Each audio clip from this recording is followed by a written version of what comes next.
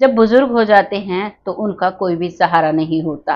आज की कहानी में एक ऐसी महिला की कहानी लेकर आई हूँ जिसकी उम्र 67 साल है और आज उनके पास कोई पानी देने वाला भी नहीं है। वो महिला अकेली रहती हैं, काम करती हैं, अपने घर का सारा काम काज करती हैं और उनका जो बेटा है वो उन्हें मिलने तक नहीं आता है, फ़ोन तक नहीं करता है। अपने पोते की शक्ल देखने के लिए वो महिला तरसती हैं। आइए जानते हैं उनके जीवन के बारे में। नमस्कार, मैं महक चौधरी आज आपके सामने फिर से एक सच्ची कहानी लेकर आई हूँ। ये कहानी शुरू होती है गुजरात के एक अहमदाबाद के नरोड़ा से। यहाँ पर एक महिला होती है जिनका नाम ज्योति बहन होता है, जो स्मृति नाय प्रभु सोसाइटी में रहती हैं। अकेली रहती हैं। ग्राउंड फ्लोर पर उनका एक छोटा सा कमरा है, एक छोटी सी किचन है। वहां पर रहती हैं, लोगों के घरों में बर्तन साफ करती हैं। आज उनका ये काम है, लेकिन उनके बीते जीवन के बारे में आप जानोगे तो वाकई में आपकी आंखों से आंसू आ जाएंगे। ये कहानी शुरू होती है करीबन अब से 23 साल पहले। 23 साल पहले ये महिला बहुत खुशहाल थी। इसके 2 बच्चे थे, एक बेटा एक बेटी थी और इनके पति थे। पति कमाते थे, महिला भी कमाती थी, ज्योति बहन भी कमाती थी, लेकिन उस वक्त उनका काम हुआ करता था शादियों में खाना परोसने का। पति जो हैं वो काम किया करते थे और धीरे धीरे जिंदगी बड़े ही आराम से कट रही थी। बहुत शांति का जीवन जीती थी। लेकिन एक दिन कुछ ऐसा होता है कि इसके पैरों तले जमीन खिसक जाती है। एक बीमारी के चलते इनके पति का देहांत हो जाता है। अब लगभग 22 साल पहले की बात हो गई है, ये 22 से 23 आप लगा सकते हो। और जब इनके पति का देहांत होता है तो दोनों बच्चों की पढ़ाई चल रही थी। कोई भी ऐसा रोजगार नहीं था जिससे वो उनका भरण पोषण अच्छे से कर सकें, लेकिन फिर भी ये हिम्मत नहीं हारती हैं। बहुत अच्छे से अपनी बेटी अपने बेटे को पढ़ाती हैं और उनका जो भी खर्चा होता है उसके लिए बहुत दिन रात मेहनत करती हैं। अब ये अपना काम डबल कर देती हैं। ये दिन में 3-3 बार शादियों में जाती। हर शादी में इन्हें एक एक 100 रुपए मिला करते थे, यानी कि सिर्फ 100 रुपए एक शादी से। दूसरी शादी में जाती उससे भी 100 रुपए, तीसरी में जाती उससे भी 100 रुपए। अब तो धीरे धीरे 20 साल पहले की बात कर रही हूँ। अब धीरे धीरे वक्त बदल रहा है। अब एक इंसान से अगर हम काम भी करवाते हैं तो वो 500 रुपए ले लेता है एक दिन की, अगर झाड़ी आप मानते हो तो। लेकिन यहाँ पर ऐसा नहीं था। अब धीरे धीरे उन पैसों को जोड़ती है, बहुत पढ़ाती है अपने बेटे को अपनी बेटी को।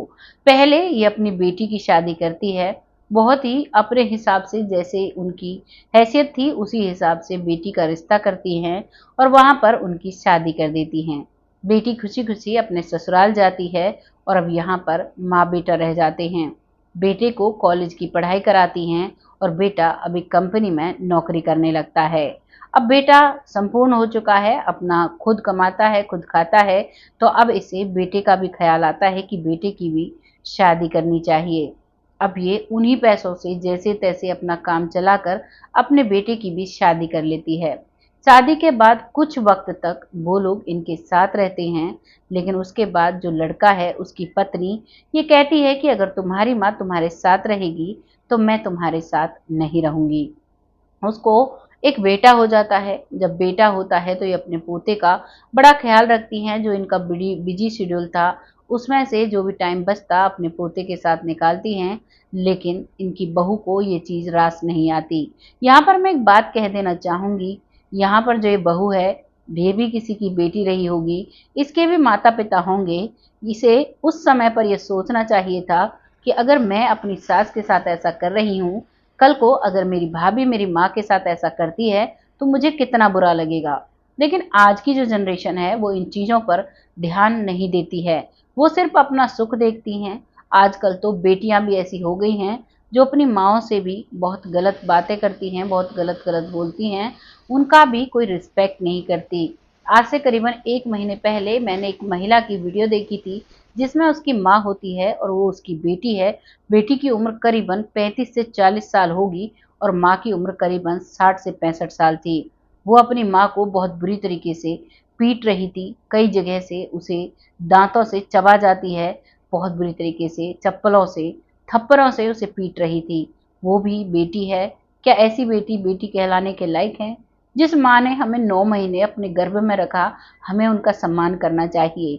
अगर कोई समय ऐसा आता है कि हमें अपने माता-पिता के लिए अपनी जान देनी पड़े, तो हमें उससे भी पीछे नहीं हटना चाहिए, क्योंकि उनके दूध का कर्ज, उन्होंने जो 9 महीने हमें गर्भ में रखा और जो हमारे छोटे बचपन के दिन थे, जिनमें वो हमारी गंदगी साफ करती हैं, गीले में खुद सोती हैं, सूखे में हमें सुलाती हैं, उनका कर्ज हम इस ज़िंदगी में तो बिल्कुल भी नहीं उतार सकते। लेकिन बच्चों में ये संस्कार डालने की कमी कहीं न कहीं माता-पिता की ही रह जाती है, जिस वजह से बच्चे ऐसे हो जाते हैं।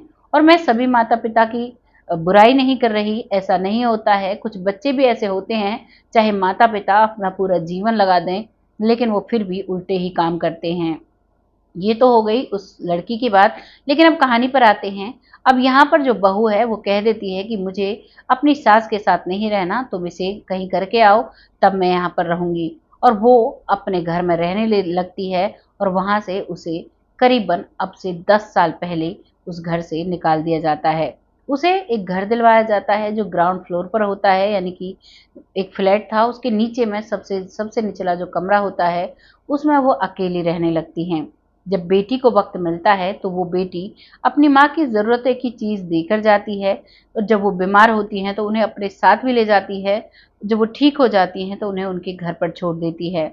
लेकिन वो जो माँ है, अब उसके पास कोई भी रोज़गार ऐसा नहीं था। अगर वो जाएगी तो वो पेट भर खाना खाएगी, अगर वो कमाने नहीं जाती है तो वो पेट भर खाना नहीं खा सकती है।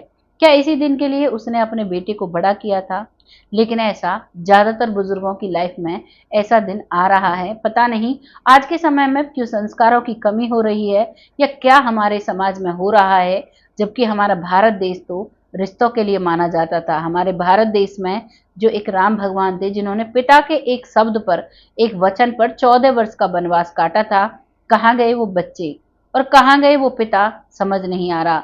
क्या हो रहा है? ये शायद कलयुग का आगमन है, शायद कलयुग का ऐसा ही एक निर्देश होगा लोगों के लिए, शायद कलयुग में लोग ऐसे ही रहेंगे। अब यहाँ पर वो अकेली रहती हैं और अब लॉकडाउन लग जाता है। अब तक तो वो जैसे-तैसे अपने जीवनी को पाल रही थी, लेकिन जब लॉकडाउन लगता है, तब सिर्फ़ उनकी जो विधवा पेंशन होती है, वही आती है, 1200-1300 रुपए, जो भी वो बताती हैं, और उसी से वो अपना गुज़र-बसर करती हैं। जो कसर रह जाती है उसे बेटी पूरा करती है, और अब वो घर में रहने लगती हैं। लॉकडाउन में आप सभी को पता है 3 से 4 महीने लॉकडाउन लगा रहा था। किसी को भी घर से निकलने की अनुमति बिल्कुल नहीं थी, और अब वो घर से नहीं निकलती है। जो महिला पहले से ही काम करती चली आ रही थी, इस वजह से उसके पैर बिल्कुल जाम हो जाते हैं। अब वो कुछ भी नहीं कर पाती है, बस वो एक ही काम कर पाती है, लोगों के घरों में जाकर बर्तन साफ करके आती है, और बर्तन साफ का जो पैसा मिलता है उससे, और अपनी जो तनख्वाह उसे मिलती है सरकार की तरफ से, जो एक विधवा पेंशन मिलती है, उसी से अपना गुजारा करती है। अब बहुत ज़्यादा परेशान रहती हैं, बहुत ज़्यादा रोती हैं। वो कहती हैं कि मेरा मेरे पोते को देखने का बहुत मन करता है। उसका पोता जो 12th क्लास में पढ़ता है। यहाँ पर पोते को भी समझना चाहिए, माता-पिता नहीं चाहते, लेकिन वो बुज़ुर्ग महिला जो तुम्हें इतने दिल से चाहती है, आपको जाना चाहिए। यहाँ पर मैं कहना चाहूँगी, चाहे मेरे ही बच्चे हैं, अगर हमें किसी चीज़ का बुरा लगता है, तो हमारे बच्चों को इस चीज़ का ख़ासा ख़्याल रखना चाहिए कि वो हमारे बुज़ुर्ग हैं, पता नहीं कितने समय हमारे साथ हैं। हम लोगों को भी यहाँ पर नहीं रहना है, ये बात सभी को समझनी चाहिए। यहाँ पर किसी का कुछ भी नहीं होता। यहाँ पर जो हम रहने के लिए आते हैं, समझो एक किराए के मकान में रहने आए हैं, जो हमारा नहीं होता है। वहाँ पर हम अगर कुछ गलत करते हैं, तो उसका हमें भुगतान करना पड़ता है। अगर आप किसी किराए के घर में रहने जाते हो, तो वहाँ पर आपको भुगतान करना पड़ता है, और किराएदार जो मकान मालिक होता है, उसको पैसे देने पड़ते हैं। वैसे ही ये जो हमारा जीवन है, यहाँ पर अगर हम कुछ गलत करते हैं, तो इसकी सज़ा भगवान हमें देता है, उसका हमें भुगतान करना पड़ता है। इसीलिए हमें सामाजिक तरीके से जीना चाहिए, और ऐसे कार्यों से बचकर रहना चाहिए। जिस तरीके से उसके बेटे-बहू अपनी माँ का ध्यान नहीं रखते हैं, कल को उनका बेटा भी बड़ा होगा, वो भी शादी करके चला जाएगा। बुज़ुर्ग उस पत्नी को भी होना है जिसने अपने पति से बोला कि इस बूढ़ी को यहाँ से हटाओ। उसे ये सोचना चाहिए था। ये कहानी एक हर घर की तरफ इशारा करती है, क्योंकि हर घर में ऐसे बुज़ुर्ग हैं जिनकी ख्वाहिशें पूरी नहीं होती। मैं सभी के लिए नहीं कहती, कुछ महिलाएँ ऐसी भी होती हैं जो अपने बुज़ुर्गों की वजह से बहुत सारे दुखों को झेलती हैं, क्योंकि ऐसा नहीं होता कि हर जगह बुजुर्ग ही मासूम और बेचारा होता है। बहुत जगह ऐसा होता है जहाँ पर बहू बेटों की कोई भी बात नहीं सुनी जाती है, बुजुर्ग अपनी चलाता है और उस पर फिर दुनिया वाले थोपते हैं उन बहू और बेटों पर। ऐसा नहीं होता है कि सभी जगह सब गलत होते हैं, आज भी बहुत अच्छे बेटे बहू भी हैं, लेकिन कई कारण ऐसे बन जाते हैं। एक तो बहू पराए घर से आती है, तो वो जो बुजुर्ग लोग होते हैं वो उसे मरते दम तक अपना नहीं मान पाते हैं। अगर वो उसे आते ही अपनी बेटी का दर्जा दे दें तो शायद ऐसा ना हो, लेकिन कहीं कहीं ऐसा भी हो जाता है कि बेटी का दर्जा भी दिया जाता है, वो फिर भी उसे अपना पिता या माता नहीं मानती है, सास ससुर को सास ससुर ही मानती है। यहाँ पर मैं बहुओं और बुजुर्गों सभी से गुजारिश करना चाहूंगी, जब आपका रिश्ता किसी से जुड़ता है, आप किसी के घर से बेटी लेकर आते हैं, तो उसे बेटी माने। और बेटी से ये कहना चाहूंगी, जब आप किसी घर में आती हो जिस घर में आपको हर चीज मिलती है, बना हुआ घर मिलता है, पढ़ा लिखा पति मिलता है जो आपकी जीवन भर आपकी हर ख्वाहिश को पूरा करता है, तो उन्हें उन बुजुर्गों की हर बात का मान रखना चाहिए, क्योंकि उन्होंने अपना सब कुछ आपके हवाले कर दिया है। ये कहानी यहाँ पर समाप्त होती है। वो अपनी जिंदगी जी रही हैं, मेहनत करती हैं, बेटे और अपने पोते के लिए तरसती हैं। आज भी उन्हें उनकी बहुत याद आती है, लेकिन पता नहीं, वो कहती हैं पता नहीं कब सांसें बंद हो जाए। अब तो पैर भी चलना बंद हो गए हैं, अब तो कोई मैं काम भी ऐसा नहीं कर पाती हूँ। जैसे तैसे 2 रोटी शाम की बनाती हूँ, 2 रोटी सुबह की बनाती हूँ, और कभी कभी जब कहीं पर किसी के घर में काम करने जाती हूँ, वो लोग सब्जी वगैरह दे देते हैं, तो उसी से मेरा गुजारा हो जाता है।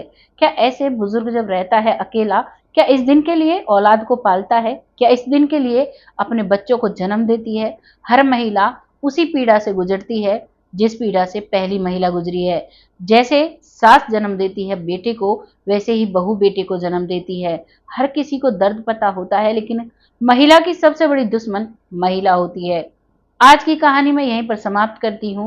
ये बहुत सारी ऐसी बातें हैं जो आती चली जाएंगी और कहानी बहुत लंबी हो जाएगी। आपको ये कहानी कैसी लगी है, अपनी राय कमेंट बॉक्स में ज़रूर लिखिएगा। लोगों के साथ शेयर करिएगा। मेरी इस कहानी से एक भी बुजुर्ग की सेवा होती है, एक भी बहू को सम्मान मिलता है, तो मैं समझूंगी कि जिस क्षेत्र में हमने अपना कदम बढ़ाया है, उस क्षेत्र में हम सफल हुए। तो अपना प्यार और सपोर्ट ज़रूर दीजिएगा। वीडियो को लाइक और शेयर कीजिएगा। अगर जिसने चैनल सब्सक्राइब नहीं किया है, वो चैनल को सब्सक्राइब ज़रूर कीजिएगा और बेल आइकन भी साथ दबाइएगा, जिससे कि आने वाले हर वीडियो का नोटिफिकेशन सबसे पहले आपके फ़ोन पर आ जाए। अब कहानी यहाँ पर समाप्त होती है। अब वक्त आता है उन लोगों का जो लोग हमें दिल से सपोर्ट करते हैं, जिनमें सबसे पहला नाम आता है रामायण कुशवाहा जी, जो बहुत अच्छे से सपोर्ट करते हैं, बहुत प्यारे कमेंट होते हैं। आपका तहे दिल से शुक्रिया अदा करते हैं। ऐसे ही अपना सपोर्ट हमारे साथ बनाए रखें। अगला नाम आता है विवेक, जो कि मथुरा से हैं, बहुत अच्छे से सपोर्ट करते हैं। आपका तहे दिल से शुक्रिया अदा करते हैं। ऐसे ही अपना प्यार और सपोर्ट करते रहें। अगला नाम आता है अमन वर्मा, जो बहुत अच्छे से सपोर्ट करते हैं, बहुत प्यारे कमेंट होते हैं। अगला नाम आता है मनोज आचार, जो बहुत अच्छे से कमेंट करते हैं, जिनका बहुत अच्छा सपोर्ट है। जब भी वीडियो डलती है तुरंत इनका कमेंट आता है। अगला नाम आता है एनके स्टूडियो, जो नाम है व्यक्ति का, किसी का भी नाम नहीं है, लेकिन एनको स्टूडियो की तरफ से भी तुरंत कमेंट आता है, तुरंत लाइक आता है। आपका तहे दिल से स्वागत करते हैं। ऐसे ही अपना सपोर्ट हमारे साथ बनाए रखें। आज की कहानी यहीं पर समाप्त होती है। बहुत जल्द ऐसी ही किसी सच्ची और अच्छी स्टोरी के साथ आती हूँ। तब तक आप सब खुश रहें, आबाद रहें, भगवान से यही दुआ करती हूँ। तब तक के लिए जय हिंद, जय भारत।